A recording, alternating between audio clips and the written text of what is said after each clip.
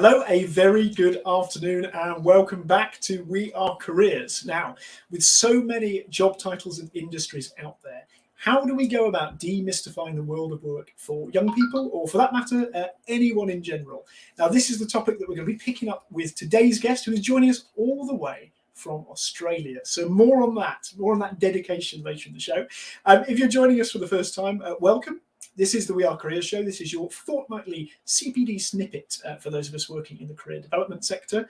For those who haven't met me before, I'm Chris Webb. I'm a higher education careers professional and member of the CDI, and I'm joined, as always, by my co-host, Sabiha. So, Sabiha, a very happy Wednesday to you. How are you doing this week? Thank you. I'm doing really good. The sun is actually shining. So I know we were just talking to Lucy before we went live what the weather was like. And she was like saying, oh, it's gloriously hot. And I was like, oh, I can't wait till it gets warmer here in the UK. So where are you? Welcome viewers as well. Where are you watching us from right now? Is it sunny? Is it raining? What part of the world? We'd love to hear from you. So please join in to the conversation. You can use the chat box feature if you're watching either in the Facebook community or you're watching on LinkedIn. Welcome, welcome, welcome to all of our regular viewers. It's great to have you here. But also, as well, as Chris mentioned, if you're new to the show, welcome. And today we're going to be talking about, with so many job titles and industries out there, how can we demystify the world of work for young people and, just general job seekers alike? This is the question that we're going to be tackling with today's guest, Lucy, who's from Study, Work, Grow, all the way from Australia. Now, if you haven't already hit that subscribe button, make sure that you do if you're watching us on YouTube or LinkedIn, and make sure you hit that bell button as well, just so that you make sure that you get the regular notifications so that you never miss out on any of these shows. Because if you're anything like us, you're all busy professionals working hard in whatever area of specialism that you're working in, and it can be quite easy to sort of kind of miss those. For those of you that don't know me, I'm known as Meet Sabiha, and I work internationally helping young professionals get unstuck and get back into career flow without the stress. And I'm also the creator of the I Am Thriving Career Coaching Program, where I work with and I help international coaches help their clients create even more powerful transformations without wasting resources on time and tools that don't work. Now, before we get into the heart of the show today, I know that we're going to celebrate and do our hashtag careers cheers. And so I want all of you that are watching live, or perhaps you're watching on the replay, to join in the comments thread and celebrate with us. So Chris, the hashtag careers cheer, who's on our cheers for this week, and what are we and who are we celebrating? Yeah, thanks, Sabiha. I mean, I think first cheers have got to go out to a very kind of international flavour of not only guests but audience today. We've got people kind of commenting so far where they're coming from. We've got somebody watching all the way from India, so that's fantastic. Great to hear that you're joining us. So we've got all sorts of different time zones represented, which is lovely. So careers cheers for this week. Just kind of two short ones. First one is the one that we keep coming back to, because again, it's a really important prompt for us, which is just a reminder about the Careers Impact hashtag. So again, if you've not come across this before, this is something that the Career Development Institute are kind of championing, which is a way to sort of share the inspirational stories from different career development professionals about the way that we support clients, or the way that we've worked with other stakeholders as part of the things that we do. So if you've got a particular inspirational story you want to share, then the hashtag to use is Careers Impact. You can share that through any of the different social media platforms, LinkedIn, Twitter, Instagram. Tag the CDI, make sure they know that you're sharing it, and they'll also be able to kind of replicate that and share that far and wide. So we're trying to collect as many of these inspirational case studies as possible, which leads us very nicely to our second Careers Cheers, which is for Janet College. So this is a bit of a personal one, I have to say. This is a bit biased here. I'm giving this shout out because I recently listened to two of Janet's contributions on BBC Radio. I think one was Radio London, one was Radio Worcester. Maybe Janet can correct me there. But advocating on behalf of the careers profession, discussing both apprenticeships during National Apprenticeship Week and primary careers before that, when the new primary careers pilot for the UK was announced. And again, it's great to kind of have people who are there on those sort of wider platforms, not just kind of educating the radio host, but all the listeners that are kind of hearing that broadcast about careers work, and how it's much broader, much more holistic, and much more complex than perhaps we often get given credit for. So yeah, big shout out to Janet. Those are our careers cheers for this week. And of course, as always, if you've got other careers cheers you'd like to share, make sure you ping them over to Sabiha and I before the next show, and we will ensure that your nominated person, group, or organisation gets that shout out. Back to you. Oh, fantastic. And I love the career shares. I mean, I'm a huge fan of the work that Janet does. So it's great to hear about her being credited and the fabulous work that she's doing. And, as Chris mentioned, if you do have any stories for us, hit us up on LinkedIn. That's our sort of kind of favorite platform that you can find us on. But let's get into today's show. And that today, what we're going to explore is how can we demystify the world of work for young people? And it gives me great pleasure, and I'm really excited to sort of kind of have Lucy come in. So Lucy, can you tell us a little bit about your role and the work that you do with Study, Work and Grow? Yeah, definitely can. And look, thank you so much for having me, inviting me along today.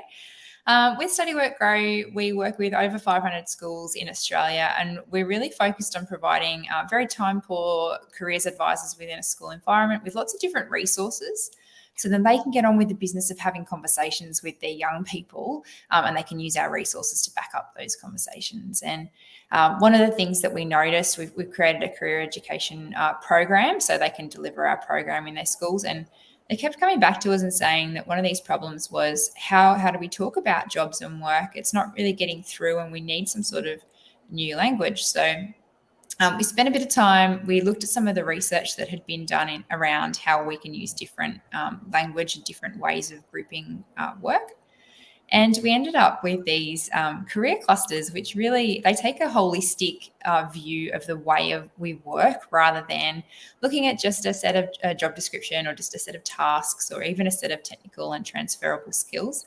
They kind of bring all of that together, put it into one package, and we can see how people group together in these quite dynamic clusters, sometimes across multiple clusters, to understand how they work and how they can thrive. So, yeah. Fantastic. Thanks, Lucy. Very good potted introduction there. We're going to be digging into it a little bit more. And I don't want to kind of embarrass you, but again, just want to give a massive shout out to the fact you are representing us, or representing Australia, I should say, at 10 p.m. So there, we really appreciate you giving that time. And I know a lot of our UK-based careers professionals are more connected now with the work of Study, Work, Grow, and the career clusters, particularly through LinkedIn, and engaging through LinkedIn. So I think a really good starting point perhaps is for those of our viewers who maybe are less familiar with the concept. How is it kind of working in practice? So, how do the career clusters kind of work, and sort of how I guess careers professionals using them to have those kind of better conversations around work? You're right, Chris. It is all about conversations. So the career clusters are a concept. They're a way of thinking. They're not necessarily, written in stone. And what we're seeing is that careers advisors and career practitioners are using them in ways that work with their clients and their young people. So we have adult clients who are using them in those one-on-one conversations. Maybe if they're leaving one career and starting to move into another, to unpack some of the things and some of the ways of working that they've used in one field, and then look at how we can use that within that same sort of cluster in maybe something else that they want to work in. So with the clusters, what we talk about is it gives you the ability to know which cluster you're in, and then to have an interest area and kind of bring those two things together and start the conversation with both of those in mind. Because often it is that starting place of conversation that's hard to kind of get to. So let's kind of break those down a little bit. What I'll do is I'll flash up my screen, if that's okay, and we can kind of show the Career Clusters website for those who've kind of not seen it. How did you, I guess, first of all, come to the decision around the 6 clusters? And can you tell us a little bit about each of them and sort of roughly how they work in terms of kind of facilitating those conversations? Yeah, I think 6 is a really good number. I know we're not the first people to come up with 6 separate groups within this space. It's enough that you got a bit of diversity, but it's not too much that it becomes overwhelming. We looked at how people are working and those holistic ways of working now, but what we're predicting people will be doing more in the future as well. So it's moving out of those quite static, rigid, linear jobs of the past, moving towards a much more dynamic, flexible way of working. So there are 6 clusters and each of them represent a different way of working. The Guardians are really focused on people and healthcare and wellbeing, and they include people like your nurses and your doctors, but other people who are interested in wellbeing, so fitness trainers, OH&S officers, so occupational health and safety. We have makers, who are people who make things happen, and these are the people who usually they perform repetitive, they operate a lot of equipment. They're actually making things happen. So They include tradespeople, but they also include people like pilots who operate great big aircraft. We've got coordinators who manage everything and keep things happening and make things happen. So sometimes they're doing quite entry-level data entry sort of administration roles, all the way through to senior managers, CEOs, those kind of high-level executives we pop within clusters, the coordinators. We have informers who are people who've got a really large amount of knowledge about one subject area, and then they use that knowledge to help other people. And a lot of educators and people within our space tend to fall within that informer kind of area. Accountants, lawyers, even dive instructors and horse whisperers. So anyone who's using that really specific large amount of knowledge to help someone else falls into informer. Innovators, we've actually grouped everyone who uses innovation, creativity, design, engineering into the one cluster.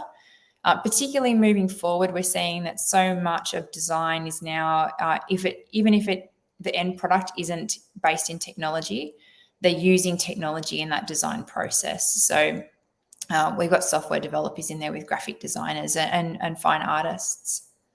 And the last cluster on linker, is that the last one?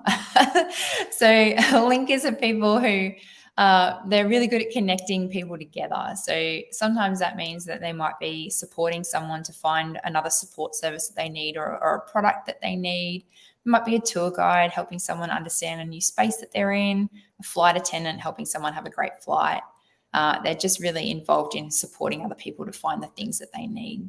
So what we're finding is that we tested everything with about 14, 15-year-old young people in Australia.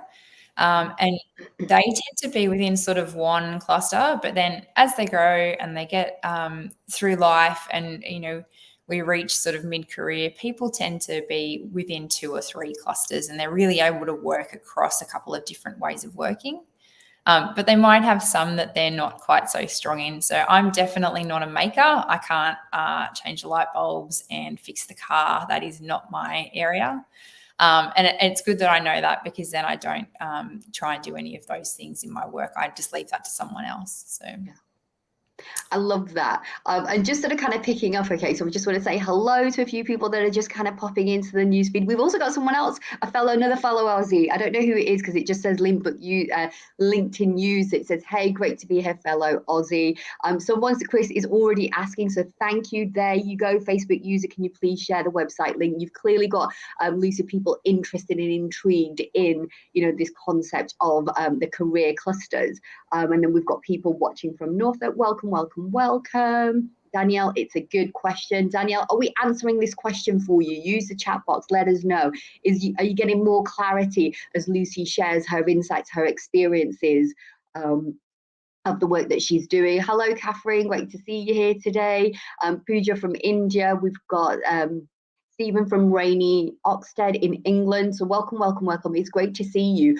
One question I do have, and I am going a little bit off script today, and I know that some of the viewers that will watch the show will no doubtably ask me this in a private conversation, or they'll DM me, which is what sort of and this is for probably the geeks out there. If you're a theory geek and you like to know sort of the back end of how these kind of concepts and ideas come about. Lucy, where did this sort of what's the research and the data? What are you basing the career clusters concept around? What's the sort of research behind it, Lucy? You could share that with us. Yeah, sure. So we're looking at a lot of career construction theory, really pulling into that narrative. How do we speak about our careers? How do we tell stories about what we do and who we are? And, that all ties into our vocational identity. We've done a lot of work with looking at how young people, even primary school and younger, a lot of Tristram Hooley's work, I know he was on last week, about how those really, they're starting to build that vocational identity and the language that they're using at those early days. Yeah. We're fortunate within Australia, we have a group called Foundation for Young Australians, and they did these fantastic sets of reports in about 2016, 2017 that are well worth reading no matter where you are in the world. They're called the New Work Order series, and they did a lot of research and looked at a lot of different data to unpack how work occurs and how young people feel about work. And one of the things that they did is they looked at about 60,000 job descriptions, And they use machine learning to sort of really unpack those into technical and transferable skills. And a lot of that work forms the basis of how we ended up with our 6 clusters. So there is a lot of research that's kind of gone into them. That being said, they're a conversation tool, and we've come up with them, but we don't own. We don't own that concept. Everyone can then go off and do what they like with it and make what they will of it. And we're hopeful and excited to see how other people apply the career clusters within their work and the research that other people are doing as well within this space. So wanting it to be robust. I love that. Oh, go on, Chris. Go on. You come in. I was just going to say, it's a really nice segue Yeah. very quickly to the survey itself, because again, in addition to the research that you did, obviously, in order to kind of craft the clusters, I know at the moment you're trying to kind of gather a bit more data on where people put themselves in those clusters, not just young people, but also kind of adults in work as well. So we have got the link to share with that, but I wondered if it might just be useful just to explain a bit more about the work you're doing there, and we'll share that to make sure if people want to find out what cluster they fit into, they can share that too. Yeah, definitely. At the minute, we've got 2 big things happening with the clusters. So we have made them free for educational use. So that means for schools, universities, not-for-profits, people who are working with young people, they're free. And you can go to Pond Education and apply for verification. All we're doing is just checking that you're definitely an educational institution, and then we set you up. And that is great. And we've got well over 200 schools and universities and different groups who are using the educational version now. And I'll talk a little bit, I think Chris will talk about that in a minute. But the adult, what we're trying to do is we're trying to talk to people who are mid-career. We're trying to talk to people who have had some experience and what's their journey looked like. I tried to find some data around the journey from what we call subject selection. So for your A-levels, probably that like senior schooling subjects, through to post-school vocational or university choices, higher education choices, and then on into their careers. And what does that journey actually look like? Because trying to find data around that is quite tricky. And then applying that within the clusters as well. So saying, if we know this about your career and we know which cluster you're in, we know what does all that look like and what does that mean? And so what we're hoping is that we're going to, hopefully we've had well over 300 adults already share their career journeys. And that's so powerful, because then with that data, we can use it to inform the support and the resources that we then provide to schools, so they can then have those conversations with young people. So I know, Chris, we spoke earlier. I said I've got lots of informers, but I'm looking for makers and linkers and other people in different fields as well. Well, and it's been quite interesting. So I know myself, a few other careers professionals have taken the career clusters quiz, and I think maybe sort of went in with preconceptions about what we thought might come out. So I think for me, I sort of thought, yeah, okay, there's going to be informer in there. There's going to be linker. Definitely. I consider myself very much a linker, but I was quite surprised that I came out as 80% innovator. And then when I actually thought about it, I thought, well, actually, yeah, the job I'm doing at the moment, a lot of it is piloting new projects, piloting new ideas. It's the thing that makes me quite excited. But actually, yeah, a lot of that then does resonate. But I suppose it's kind of identifying the bits that you don't always think about, or maybe where there's crossover with the clusters that perhaps you hadn't considered before. So I think it'd be really interesting to see what sort of people come back with, and we'll make sure we flash the survey link up on the screen again. But yeah, I know on LinkedIn, a lot of people saying that they found it really interesting to kind of have a look at that and see where they sort of overlap. And just to sort of kind of add to that as well, Chris, you're talking about how you've used it and how it sort of kind of surprised you. So not only can you use it yourself as a career professional, regardless of what setting you're working in, it can also be then used with your clients as well. So as Lucy said, this is a great piece of research, and it's always good, because I don't think any one of us has had a career that just went from there to there. It's always that higgledy line, and for some of us, we've left the sector, we've come into the sector, we've come from doing something else, and then we've come into the sector. What's that look like? So yeah, to know that there's people out there researching this, collecting the data, so that we can help the next generation of job hunters, or even sort of if you're career transitioning, to be able to help make more informed decisions. Is a fantastic tool. I've got a couple of questions that I want to come into before I kind of come to my final question for today. And the first question that I want to come to is from Karen.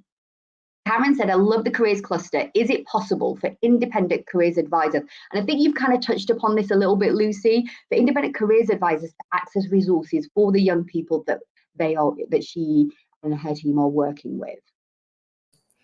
Yeah, so it is. They've got to go through that verification process just so that we know who they are and how they're going to be using it. And then what we do is we set them up so they've got their own login, and then they can see their data. And as they're using it with clients, they can see kind of the proportions that they're getting. It's particularly great in the school.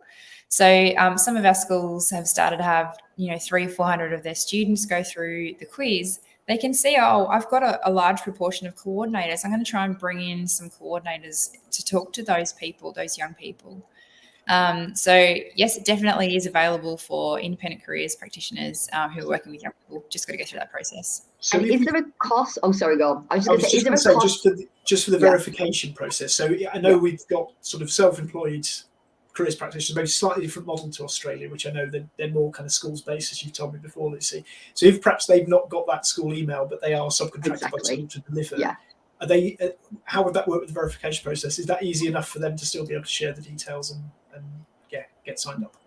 Yeah, it will be interesting to see with the UK system, because here we have careers advisors in schools, which is awesome. So they're employed by the schools. That's fantastic, because then the schools keep that student data as well. We're really, really aware of student data and who owns that. So if there's an independent career practitioner in the UK who's working with one particular school set, we'd want to make sure that school's data is being kept for that school, and that they can separate that out. So, but that's easy for us to do. We just set them up with different codes and things. So, and there isn't a cost. At the end of the day, we're a social enterprise. We make some money out of our career education programs, and we'd love for schools to take them up.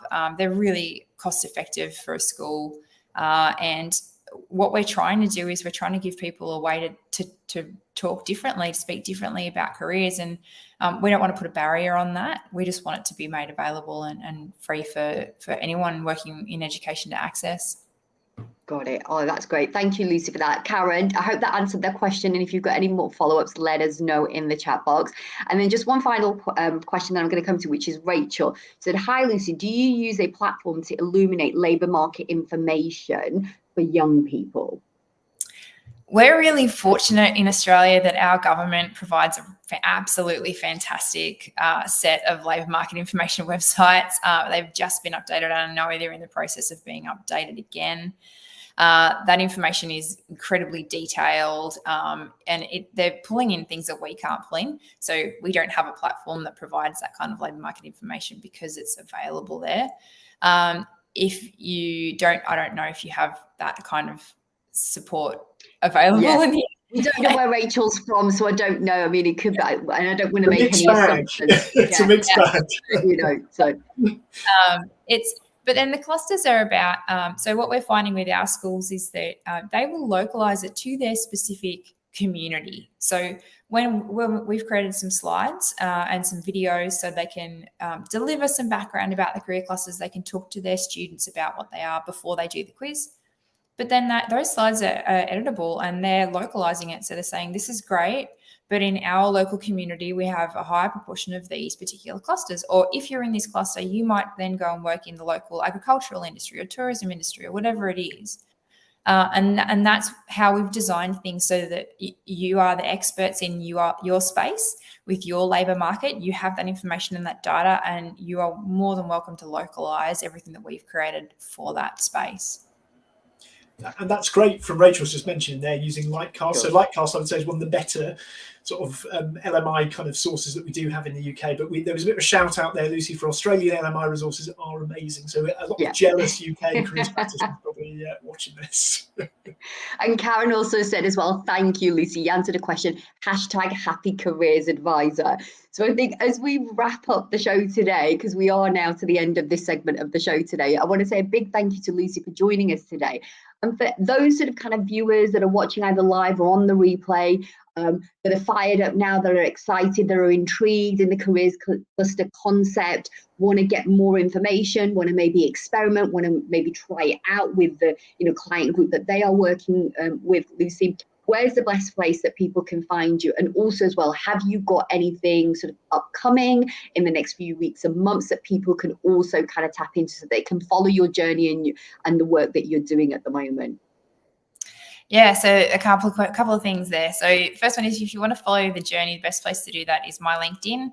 I can only manage so many social media channels at once, and that seems to be the place where I am. So if you follow me on LinkedIn, then you'll hear what's coming up with the career clusters.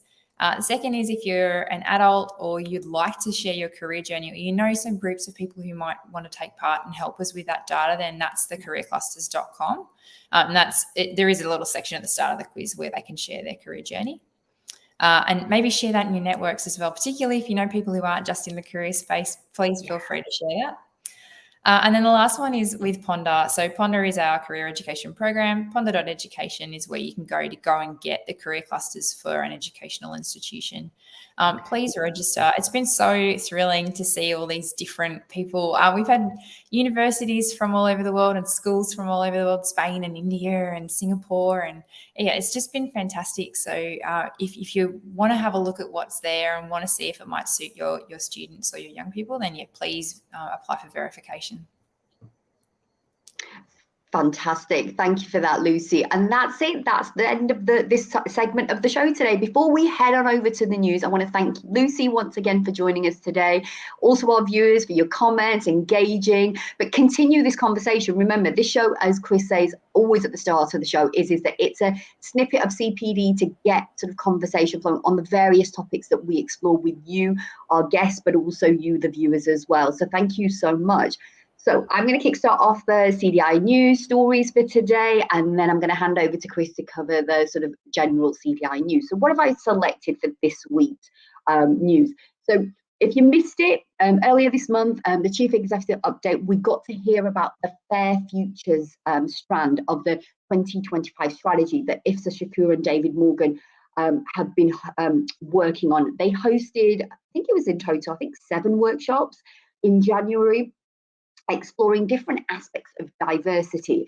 And they are hugely grateful to all the excellent speakers who shared their personal journeys at the start of the session, and for the many attendees who made each one a great discussion. Now they're capturing the issues and the ideas raised, and you can request a copy of all that data and information that's been collected from IFSA, and you can find her contact details on the CDI website. Now these workshops are a key step in the development of the CDI's equality, diversity and inclusion strategy, which they're going to be working on over the next few months. So if you yourself or you know somebody else who would like to contribute, like to share more ideas, there are a couple of ways that you can do that. One, you can reach out on email or on social media platforms with David and IFSA. Also as well, you'll be happy to hear to know that David will be at the CDI SAN at the UCAS Teachers and Advisors Conference in Birmingham on the 6th and 7th of March. Along with other members of the team, David also will be at the CDI stand at the National Career Guidance Show in London on the 8th of March. And there's also going to be a CPD clinic staffed by the CDI's 2 professional development leads, Claire Johnson and Sue Adler as well. So please do reach out to anyone on the team to share your input, because the CDI do want to hear and have a sort of really broad perspective around sort of equality, diversity for the inclusion strategy. Then my story number 2 is the National Careers Leader Conference for 2023 is now open for booking. Booking is now open. It is going to take place on Tuesday, the 27th of June at the University of Derby on the Derby campus.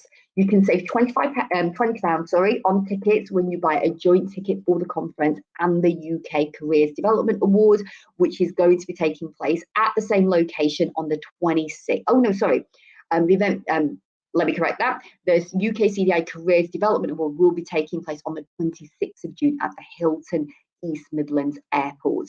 Again, all information about the programme and keynote speakers are going to be made available very soon. You can head on over to the CDI website to get the latest updates. And then finally, each week, each month, the team at the CDI release and update us with a whole varied programme of CDI training. And no doubt this month and next month, there is a whole ton of innovative and just diverse topics and themes that are coming up. And one that sort of kind of stood out to me was developing the talent pipeline for the career development sector. And that's going to be taking place on the 20th of March between 4:30 and 5:30 p.m. And that's going to be led by Caroline Green and Claire Johnson. And they're going to be hosting the meeting to discuss how we as the sector can make it a more fulfilling place to be for another 100 years and beyond. Now, I will say that if you are a CDI member, this event is free to join, and there is a small nominal cost if you are not a member. And if you're watching the show right now and you're wondering, oh, the CDI, I'm not a member right now, or what is the CDI? How do I become a membership? Again, all of that information, head on over to the CDI website. There's information on there about details of costs and how you can join. So that's my wrap up of the CDI news for this week. Chris, what have you got for us? Thanks very much, Sabiha. I'll put my there we go, my giant head on the screen so that I can I can feed back. And in case people are wondering, I'm sort of in slightly strange attire today. It's actually our university campus in-person careers fair, the first one we've had for 3 years. So I'm kind of dashing about, and it's very fun. So nice to kind of be seeing people in person again. So yeah, just kind of 3 sort of short news stories to sort of finish the show with. First one sort of comes from kind of connected to National Careers Week. So people will remember ERIC. So ERIC, the kind of Creative Industries Careers Act led by Sam Hornsby and May Yip. They've kind of been promoting a round of kind of creative industry talks, some of which are linked to National Careers Week, some of which are more general, all free, all that can be signed up to by schools and colleges. They look absolutely fantastic, covering all the different aspects of the creative industries, from fashion design to publishing. They've got some great speakers, I think over 100 speakers in total. So really worth checking that out if you're looking for some free online talks as part of National Careers Week, which is coming up in just 2 short weeks. Our second news story, Raj Sidhu, who people may know, careers consultant sort of based in Cambridge, has a really great YouTube channel and an excellent new video all about why following your passion can be bad advice. It's Raj kind of puts together these really nice sort of 4 or 5 minute, very well edited sort of dialogues, I guess, on particular topics of career development, and this is a really good one, so well worth checking it out.